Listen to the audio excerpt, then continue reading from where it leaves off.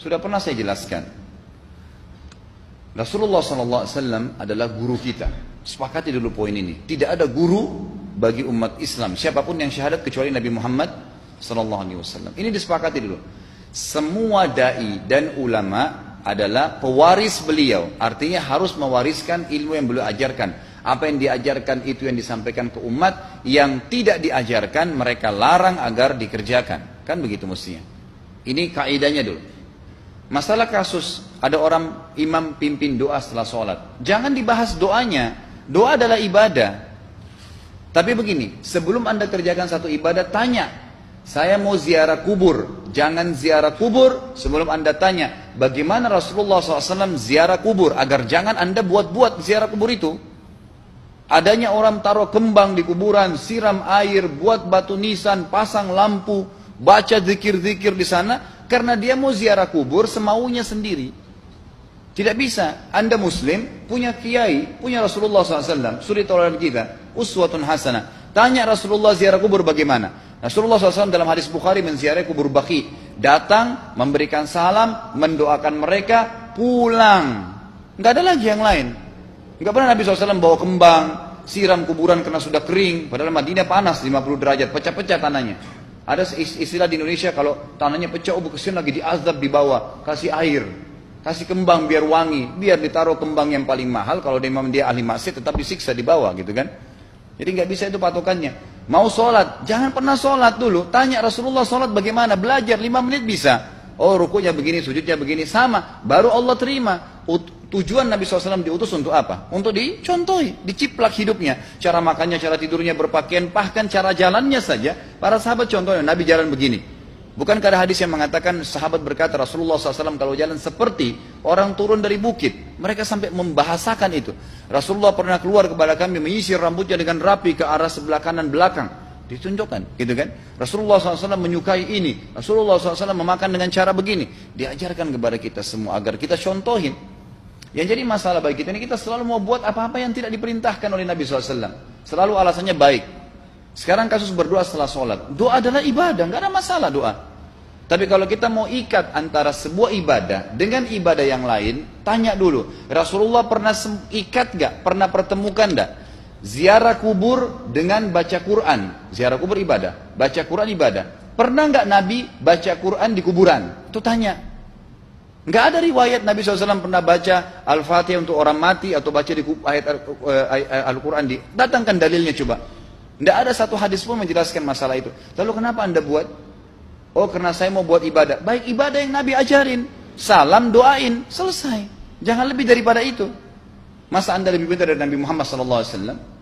Habis sholat, memang paket yang Nabi tawarkan, yang beliau selalu kerjakan adalah zikir. Setelah sholat, dengan zikir sholat yang sudah masyhur, istighfar, kemudian baca Allahumma antas salam, sampai membaca ayat kursi, al-ikhlas, al-falaq, an-nas, baca subhanallah, alhamdulillah, Allah akbar 33 kali, sampai terakhir baca, digenapkan la ilaha illallah wahdahu la syarika lah. Selesai itu semua hadis Nabi SAW menjelaskan setelah sholat, Rasulullah SAW langsung berdiri. Memang beliau tidak pernah berdoa habis sholat waktu itu. Memang begitu. Bukan doanya yang jadi masalah, bukan. Karena Rasulullah tidak kerjakan, jadi kita tidak kerjakan. Saya tekankan dalam pengajian saya, kalau anda punya hajat berdoa, berdoalah setelah sholat ba'diyah. Insya Allah aman. Karena sudah lepas dari paket yang Nabi tentukan. Selama Rasulullah SAW sudah mencontohkan dan memerintahkan sebuah perbuatan, ditentukan tempatnya, jumlahnya, waktunya, jangan pernah dilanggar. Habis sholat bacalah subhanallah 33, alhamdulillah 33, Allah akbar 33. Jangan anda bilang saya bisa baca 100. Loh, Rasulullah suruh 33 kok.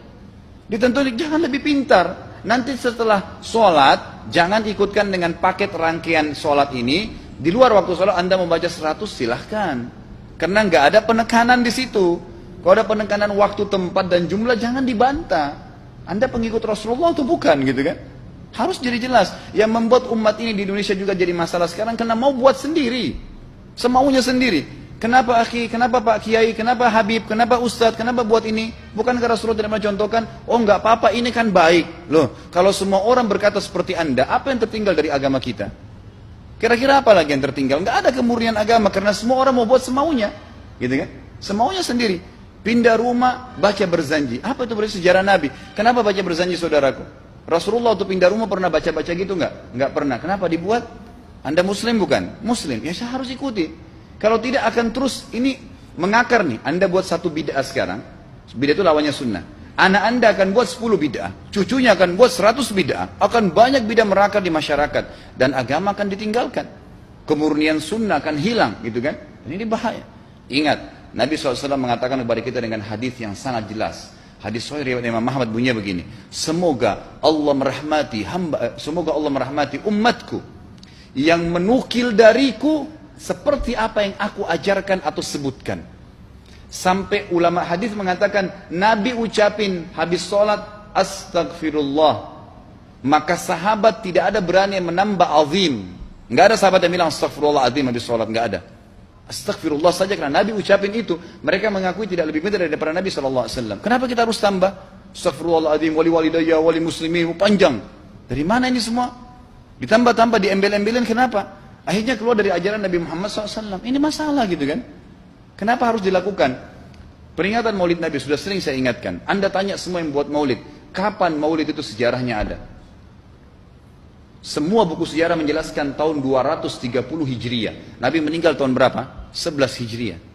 Gitu kan? 11 Hijriah. Lalu kenapa harus ada dilakukan? Dan dari mana sejarahnya? Yang membuat pertama adalah orang-orang Syiah. Sejarahnya jelas dari Fatimiyah. Semua buku sejarah sepakat mengatakan bahwasanya maulid munculnya di zaman Fatimiyah. Dinasti Fatimiyah, orang-orang Syiah di Mesir, gitu kan? Dan mereka punya 6 macam maulid yang sampai hari ini masih dikerjakan di Iran. Ada maulid Nabi SAW, Hasan, Husain, Ali, Fatimah, dan raja mereka. Sampai hari ini masih ada. Kenapa orang-orang waktu baca maulid, baca salawat sambil berdiri pegang tangannya taruh di dada? Karena keyakinan orang Syiah, ruhnya Nabi SAW sedang lewat. Anda tahu nggak itu? Banyak orang kita buat tidak tahu. Yang penting bahasa Arab ikut saja, gitu kan? Tidak bisa. Nabi SAW tidak pernah rayakan. Pernah ada yang bilang sama saya, Ustaz, kan Nabi SAW pernah bilang, waktu ditanya tentang puasa Senin, beliau mengatakan hari itulah aku dilahirkan. Terus kenapa? Berarti boleh merayakan ulang tahun hari Senin, gitu kan? Tidak. Nabi SAW cuma menginformasikan bahwasanya beliau lahir di hari Senin. Dan beliau tidak pernah ngumpulin sahabat untuk baca bersama-sama, merayakan hari raya. Beliau tidak pernah. Kalau itu benar, Nabi nggak bakal tinggalkan kok. Ibnu Katsir rahimahullah, garis bawahi poin ini. Ibnu Katsir rahimahullah, dalam tafsir beliau, tafsir Quran Azim.